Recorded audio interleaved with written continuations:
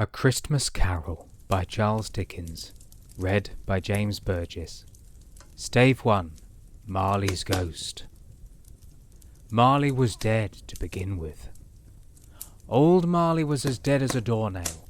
This must be understood, or nothing wonderful can come of the story I am going to relate. Scrooge never painted out old Marley's name, though his old partner was definitely dead. The company was known as Scrooge and Marley. Sometimes people called Scrooge Scrooge, and sometimes Marley. He answered to both names. It was all the same to him. Oh, Scrooge was a selfish old sinner, and he didn't thaw 1 degree at Christmas. One dark Christmas Eve, old Scrooge sat busy in his counting-house. It was biting, foggy weather. Scrooge had a very small fire, but his clerk's fire was so small that it looked like one coal. "Merry Christmas, Uncle!" Scrooge's nephew came into the room. "Bah!" said Scrooge. "Humbug!" "Christmas a humbug, Uncle?" he said. "You don't mean that." "If I could work my will," said Scrooge indignantly, "every idiot who goes about with Merry Christmas on his lips should be boiled with his own pudding and buried with a stake of holly through his heart." The nephew answered, "Don't be angry, Uncle. Come for Christmas tomorrow." "Bah! Humbug!" "Why cannot we be friends?" cried Scrooge's nephew. "Merry Christmas, Uncle." "Good afternoon," said Scrooge. His nephew even stopped to wish Merry Christmas to the clerk on his way out. "My clerk," muttered Scrooge. 15 shillings a week, and a wife and family talking about a Merry Christmas. Humbug!" Scrooge's nephew had let 2 other people in on his way out. They bowed to him. "Mr. Scrooge or Mr. Marley?" said one of the gentlemen. "Mr. Marley," Scrooge replied, "died 7 years ago this very night." "Mr. Scrooge," said the gentleman, "a few of us are going to buy the poor some meat and drink and means of warmth. What would you like to give?" "Nothing," said Scrooge. "They can go to debtors' prisons if they must." "Many would rather die." "If they would rather die," said Scrooge, "they'd better do it, and decrease the surplus population. Good afternoon, gentlemen." Scrooge went back to his work. Meanwhile the fog and darkness and biting cold thickened. One cold young boy stooped down at Scrooge's keyhole to sing a Christmas carol, but at the first sound of "God bless you, merry gentlemen, may nothing you dismay," Scrooge jumped up so that the singer fled in terror, leaving the keyhole to the fog. At length the hour of shutting up arrived. Scrooge nodded to the clerk, who instantly snuffed out his candle and put on his hat. "You'll want all day tomorrow, I suppose," said Scrooge. The clerk observed that it was only once a year.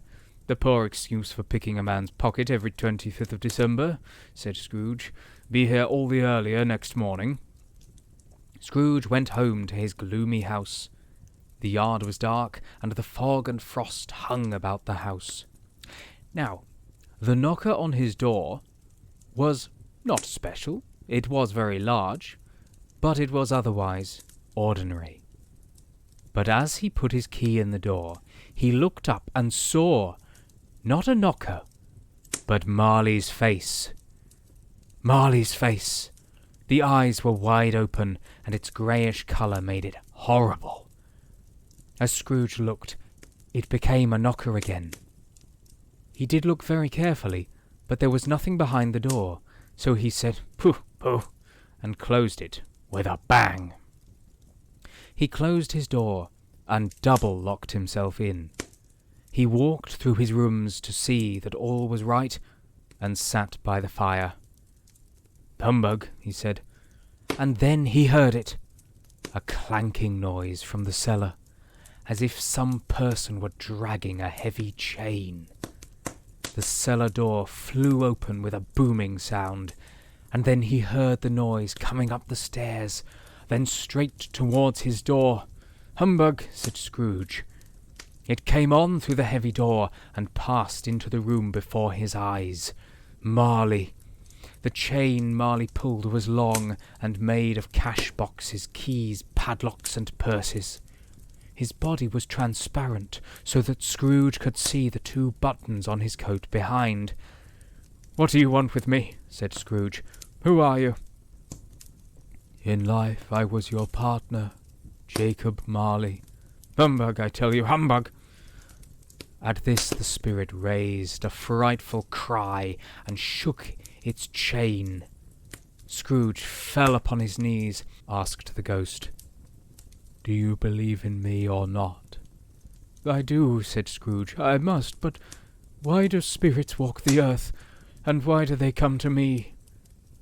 "It is required of every man," the ghost returned, "that the spirit within him should walk abroad among his fellow men, and if that spirit goes not forth in life, it is condemned to do so after death." "You are chained," said Scrooge, trembling. "Tell me why?" "I wear the chain I forged in life," replied the ghost. "I made it link by link, and yard by yard, and of my own free will I wore it." Scrooge trembled more and more. "Do you know," pursued the ghost, "your chain was as heavy as this 7 Christmas Eves ago. You have made it longer since then." "But you were always a good man of business, Jacob," faltered Scrooge. "Business!" cried the ghost, wringing his hands again. "Mankind was my business. Kindness was my business." "I am here tonight to warn you," pursued the ghost. "You will be haunted by 3 spirits." I think I'd rather not," said Scrooge. The spectre floated out upon the bleak, dark night. "Expect the first tomorrow," said the ghost, "when the bell tolls 1. Expect the second on the next night, at the same hour, the third upon the next night, as the last stroke of 12 has ceased to vibrate." When it had said these words, the spectre floated out upon the bleak, dark night. The air was filled with moaning phantoms, and every one of them wore chains like Marley's ghost. They faded away. Scrooge closed the window and examined the door by which the ghost had entered. It was still double locked, by his own hands. He tried to say humbug, but stopped, and he went straight to bed and fell asleep upon the instant.